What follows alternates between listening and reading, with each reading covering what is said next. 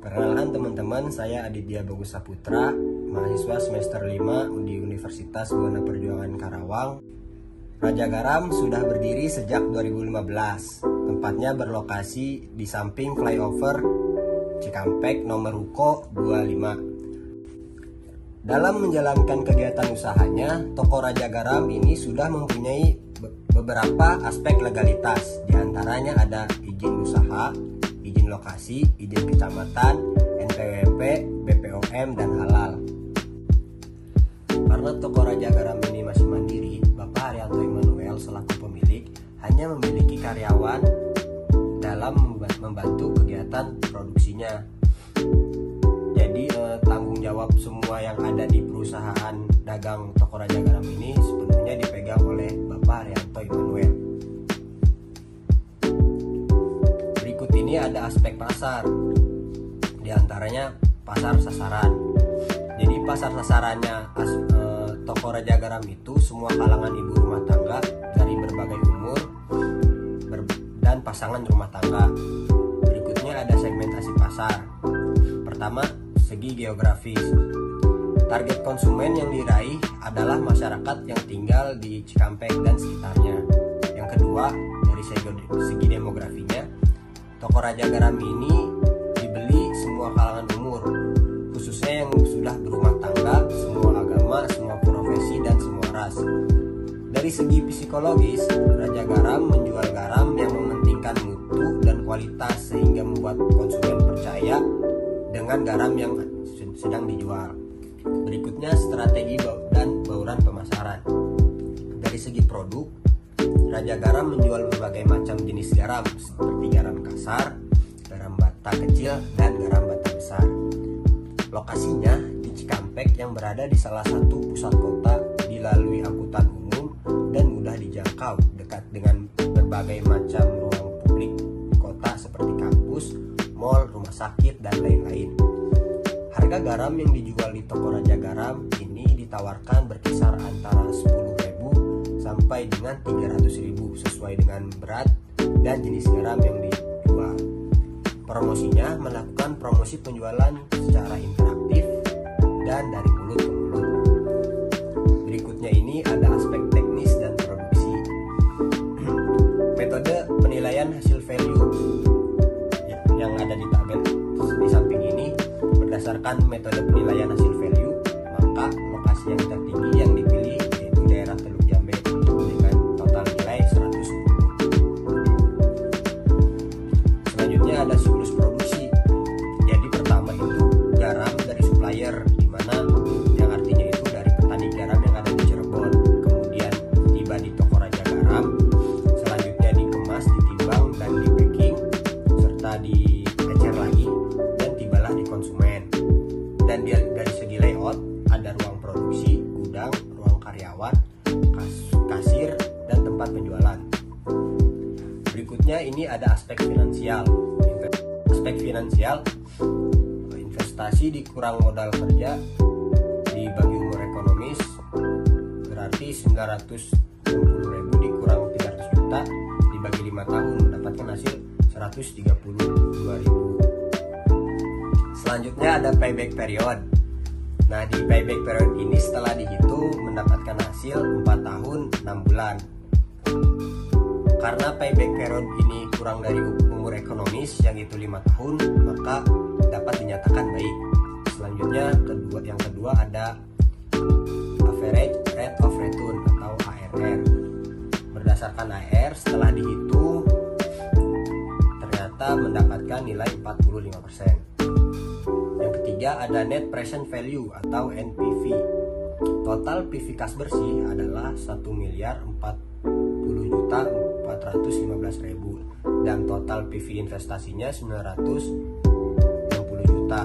Kemudian NPV sama dengan 80.415.000. NPV-nya lebih dari 0, maka usaha dinyatakan layak atau baik. Selanjutnya di internal rate of return atau WRR, setelah dihitung di tabel A2 tahun kelima diketahui yang terdekat dengan angka 2,758 adalah 3,277 adalah 25%. Dan di sini di tabel yang ada di dekat saya, setelah dihitung dengan NPV DF 20% dan NPV DF 25%. Kemudian jika tabel tersebut digabungkan, maka hasilnya sebagai berikut. IRR setelah dihitung mendapatkan hasilnya 2,763, yang mana dibulatkan menjadi 20,7%. Yang kelima, selanjutnya ada Profitability Index.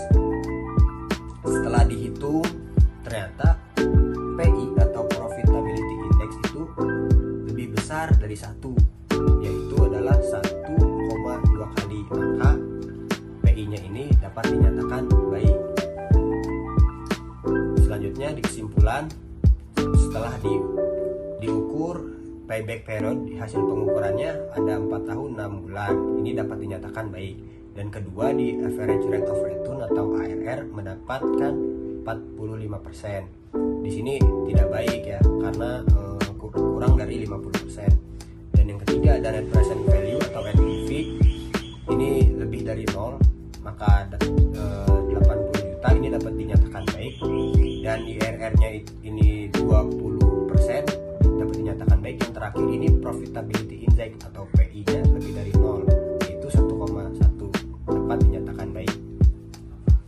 Berikutnya ini ada sedikit cuplikan observasi dari kegiatan perusahaan dagang toko Raja Garam.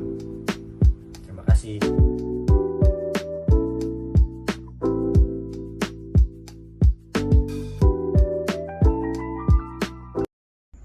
Perkenalkan teman-teman, nama saya Jatan Dwi Kaditya. Saya mahasiswa semester 5 di Universitas Buana Perjuangan, Karawang, Fakultas Ekonomi dan Bisnis, Prodi Manajemen Angkatan 2019. Toko Keruci sudah berdiri sejak 2013, tepatnya berlokasi di Pucung nomor 38, Kota Baru. Dalam menjalankan kegiatan usaha ini, Toko Keruci sudah mempunyai beberapa aspek legalitas, diantaranya SIUP, SITU, izin kecamatan, dan NPWP. Karena Toko Keruci ini masih mandiri dengan kepemilikan Ibu Berta Safira sebagai pemilik tokonya dan memiliki beberapa karyawan yang membantu kegiatan produksinya. Jadi semua tanggung jawab produksinya terhadap dagang dan produksi Toko Keruci sepenuhnya di tangan pemilik. Aspek pasar. Pasar sasaran semua kalangan ibu rumah tangga, berbagai umur, dan pasangan rumah tangga. Di dalam itu ada segmentasi pasar, yaitu yang pertama adalah segi geografi. Target konsumen yang diraih dalam masyarakat yang tinggal di daerah Karawang, Cikampek, Purwakarta sampai luar kota atau pulau. Dua, ada segi demografi. Keruci ini diperjualkan kepada semua kalangan umur, seperti ibu rumah tangga, semua agama, dan semua ras. Yang ketiga ada segi psikologis. Keruci menjual keripik singkong yang mementingkan mutu dan kualitas sehingga membuat konsumen percaya dengan hasil yang dijual. Strategi bauran pemasaran. Produk. Keruci menjual berbagai macam jenis seperti rasa original, sambal balado, dan pedas gila. Berlokasi yaitu di keripik singkong Keruci ini melakukan penjualan di Jalan Pucung yang dekat Pasar Gria, mudah dijangkau oleh semua kalangan. Dari segi harga keripik singkong yang dijual Toko Keruci ditawarkan berkisar antara 7.000 sampai 15.000. Cara promosinya melakukan promosi penjualan interaktif dan mulut ke mulut. Di sini ada aspek teknis dan produksi. Berdasarkan metode penilaian hasil value, maka lokasi yang tertinggi yang dipilih itu yaitu di daerah Pucung dengan nilai 110. Bisa kita lihat ada di tabel seperti yang kalian lihat. Nah, di slide selanjutnya adalah siklus produksi. Siklus produksi itu terbagi oleh 3, yaitu dari bahan dari supplier, yaitu bahan supplier itu seperti dari petani. Yang kedua itu ada proses produksi atau peracikan. Proses peracikan itu ada di tempat kita, mengolah dari bahan yang sudah dibeli dari petani, diolah lagi menjadi bahan yang sudah mau siap dijualkan oleh konsumen. Dan yang ketiga itu konsumen itu yang barang sudah jadi kita jualkan ke pihak konsumen. Di layout ini ada ada beberapa ruangan seperti ruangan produksi, gudang, ruang karyawan, kasir, dan tempat penjualan. Nah, di sini ada cara perhitungannya, yaitu ada aspek finansial. Investasi awal itu yaitu 960 juta, modal kerja itu 300 juta, umur ekonomis 5 tahun. Penyusutan selama 5 tahun itu adalah 132 juta. Penyusutan investasi dikurang modal kerja dibagi umur ekonomis, itu rumusnya. Kita masukkan umur investasinya 560 juta dikurangi modal kerja 300 juta dibagi 5 tahun mendapatkan hasil 260 juta. Kita lanjut ke C, penilaian kelayakan investasi, yaitu ada di payback periode atau disebut PP.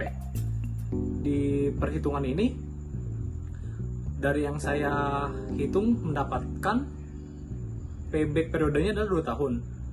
Hasilnya adalah dari perhitungan tersebut, payback periode berkurang dari umur ekonomis selama 2 tahun, maka dinyatakan baik.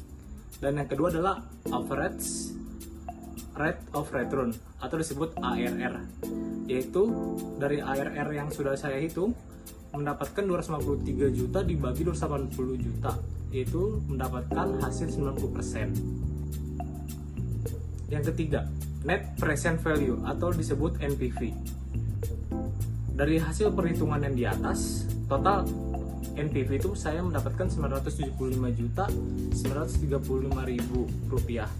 NPV tersebut lebih dari 0, maka usaha dinyatakan layak atau bisa disebut baik. 4. Internal rate of return atau disebut IRR. Yang saya perhitungkan itu mendapatkan perhitungan NPV dengan DF 45%, yaitu nilai NPV positif hasilnya 910 juta 650 ribu dikurangi 560 juta dengan hasil 350 juta 650 ribu rupiah. 560 juta itu dapat dari mana? Dapat dari nilai investasi. Yang kedua adalah ada perhitungan NPV dengan DF 50%, yaitu nilai NPV sudah negatif. Dari itu jumlahnya 560 juta dikurangi 891 juta 250 ribu sama dengan hasil 331 juta 250 ribu. Di sini ada sudah digabungkan keduanya dengan bunga 45% dan bunga 50%. Saya mendapatkan hasilnya yaitu di IRR-nya 45 ditambah 0,18%, 0,880% sama dengan 45,18 dibulatkan menjadi 45,2%. 5, yaitu adalah probability index atau disebut PI. Rumus yang digunakan mencari PI sebagai berikut. Tinggal kita masukkan seperti yang ada di hasil yang sudah kita cari, yaitu adalah PI 1,535 1M 535 juta 935 ribu dibagi dengan hasil investasi kita 560 juta dikalikan 100%, yaitu mendapatkan hasil 2,74 kali. Bisa kita bulatkan menjadi 2,75. PI lebih besar dari 1, maka dikatakan baik. Dan yang terakhir di slide ke-17 yaitu adalah hasil dari perhitungan yang sudah kita kerjakan, yaitu dari kelima tersebut antara lain yang pertama adalah payback periode PP, hasil pengukuran 2 tahun, hasil pengukurannya keterangannya baik. Yang kedua adalah average rate of return atau disebut ARR, hasil pengukuran 90%, keterangannya baik. Yang ketiga ada net present value NPV, hasil pengukurannya adalah 975 juta 935 ribu, keterangannya baik. Yang keempat adalah internal rate of return atau disebut IRR, hasil pengukuran adalah 45,2% dengan keterangan baik. Yang kelima adalah probability index atau PI, hasil pengukuran 2,75 kali, bisa disebut keterangannya baik. PI lebih besar dari 1, maka dikatakan baik. Dan berikut ini ada beberapa cuplikan hasil observasi saya. Sekian dan terima kasih.